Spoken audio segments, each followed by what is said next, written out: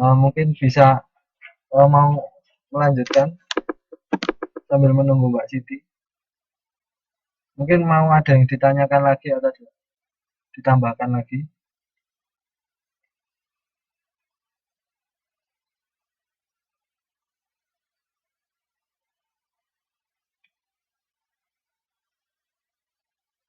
Ya,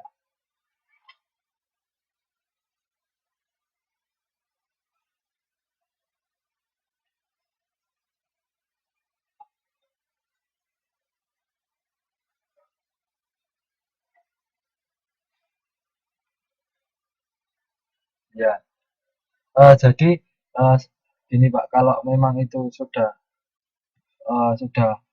laku dan sudah besar, ya mungkin tidak dilakukan tidak apa-apa. Cuma kan yang perlu diperhatikan mungkin seperti ini Pak.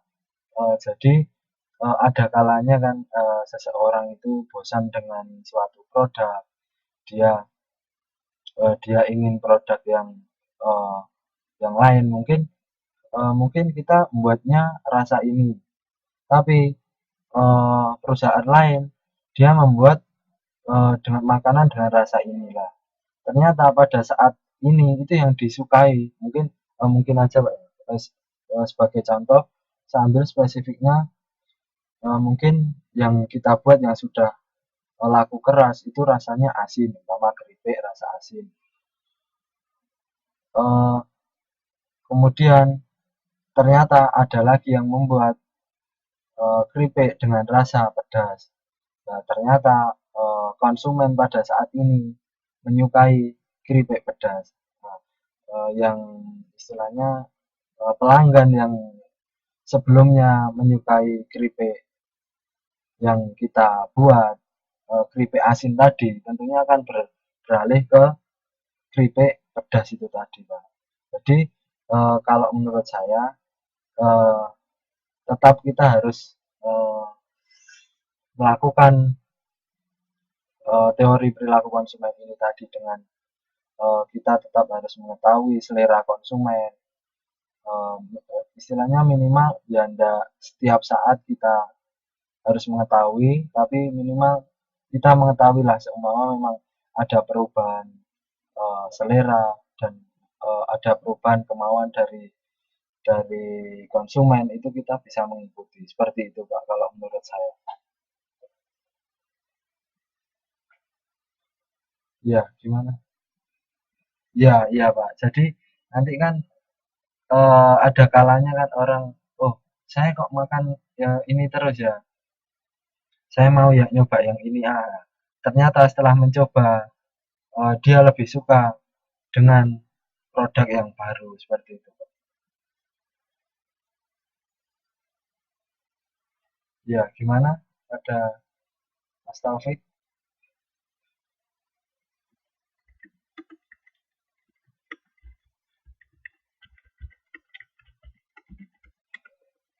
Ini mikrofonnya untuk Mbak Siti saya on kan nggak bisa? Mungkin koneksinya.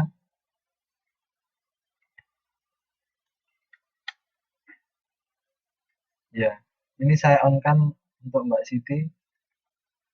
Dari tadi nggak mau.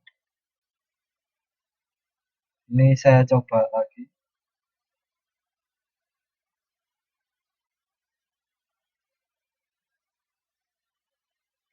Mungkin untuk yang lain ada yang mau menambahkan tentang pertanyaannya Mas Taufik, atau sekalian untuk menunggu ada yang mau ditanyakan pertanyaan lain, silakan.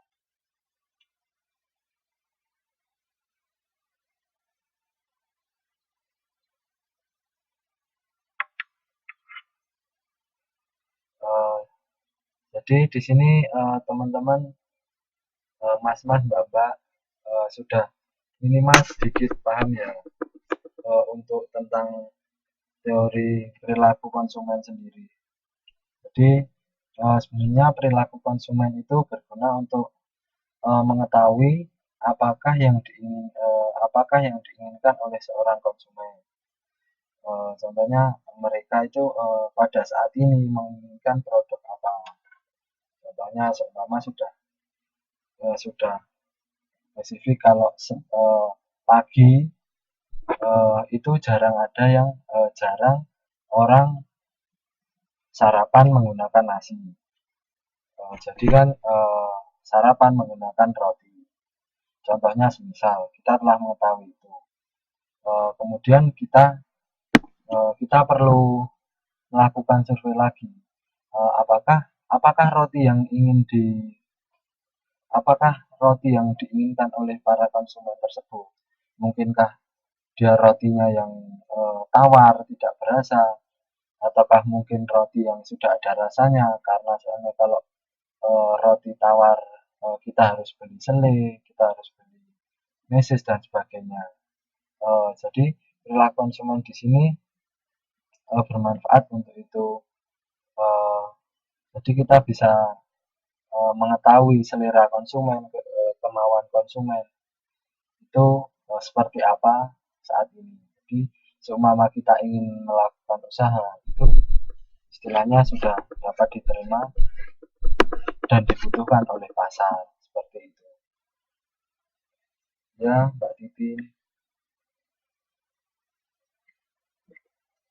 Itu tadi sedikit review Mbak Titin tentang perilaku konsumen. Mungkin ada yang ingin ditanyakan.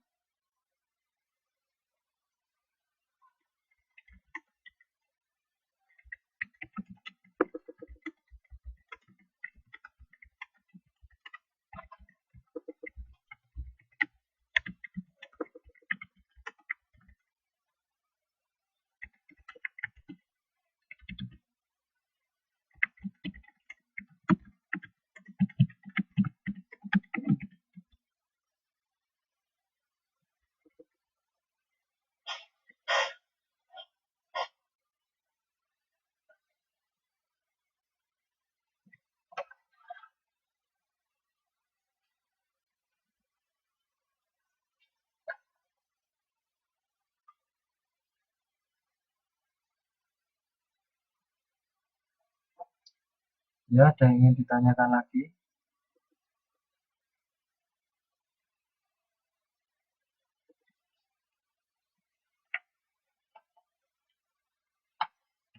Oh ya, ya terima kasih untuk Mas Taufik atas pertanyaannya.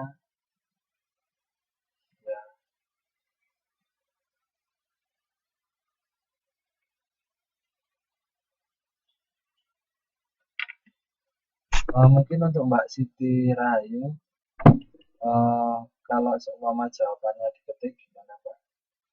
Nanti bisa diulas.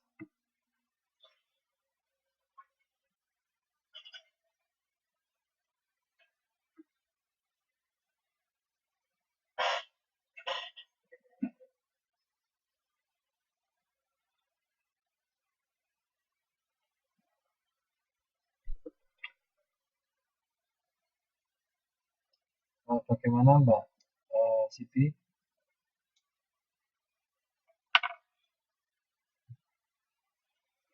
Atau mungkin kita lanjutkan untuk, oh ya, ya mungkin sambil nunggu, ini saya coba untuk meng-on-kan mikrofonnya Mbak Siti. Mungkin saya lanjutkan.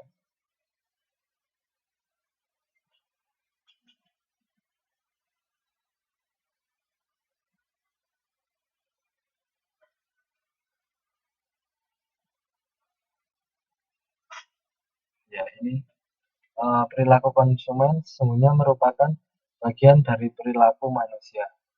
Faktor-faktor internal maupun eksternal yang mempengaruhi individu dalam kehidupan manusia sehari-hari juga mempengaruhi aktivitas pembelian barang dan jasa. Jadi seperti yang saya jelaskan di atas tadi,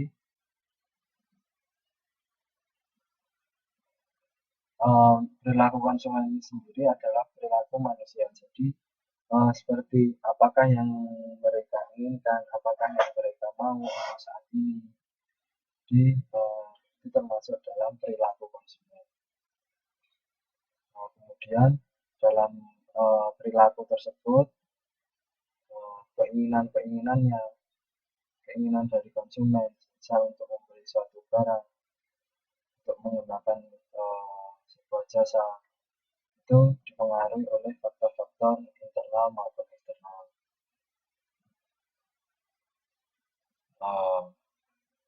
Seperti contohnya tadi,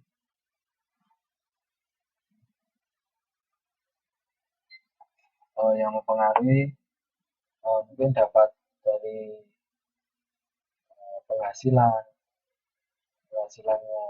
berapa, kemudian harga dari barang tersebut, kemudian ada pengaruh dari orang lain ataupun dari lingkungan ataupun dari pasar yang ada. Mungkin pasar tersebut menjual suatu barang dengan harga yang murah, mungkin tersebut dapat memberikan pengaruh kepada para konsumen untuk membeli barang tersebut.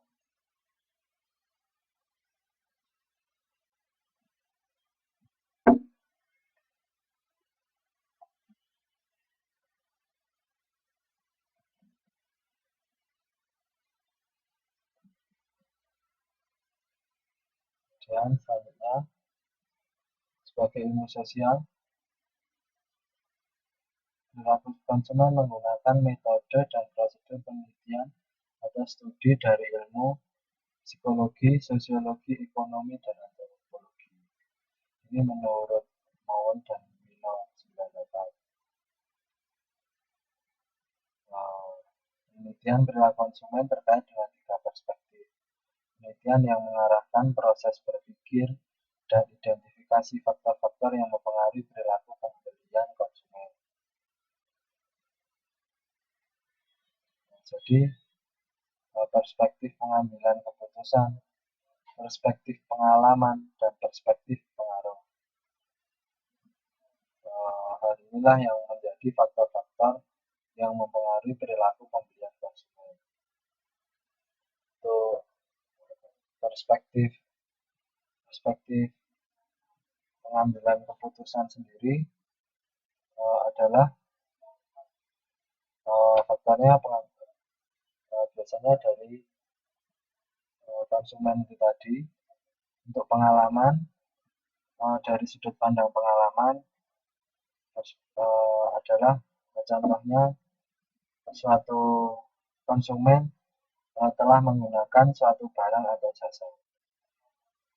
Jika konsumen tersebut merasa puas terhadap barang atau jasa tersebut, maka mereka akan memiliki loyalitas.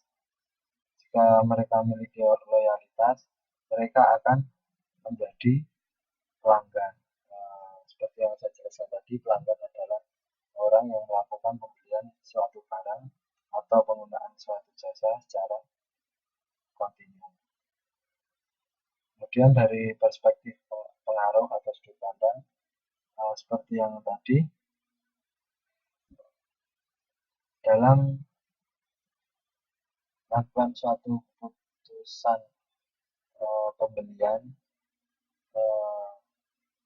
tidak jarang suatu orang sebelum membeli, dia melihat dari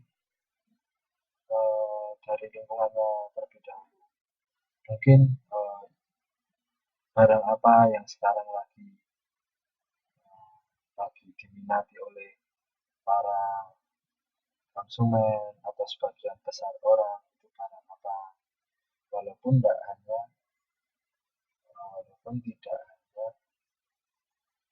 dan itu yang mempengaruhi keputusan pembelian seorang konsumen. Tapi sedikit banyak hal itu menjadi suatu faktor yang mempengaruhi konsumen untuk membeli suatu barang atau menggunakan suatu jasa. Dan dasar dari penawaran produk dan jasa kepada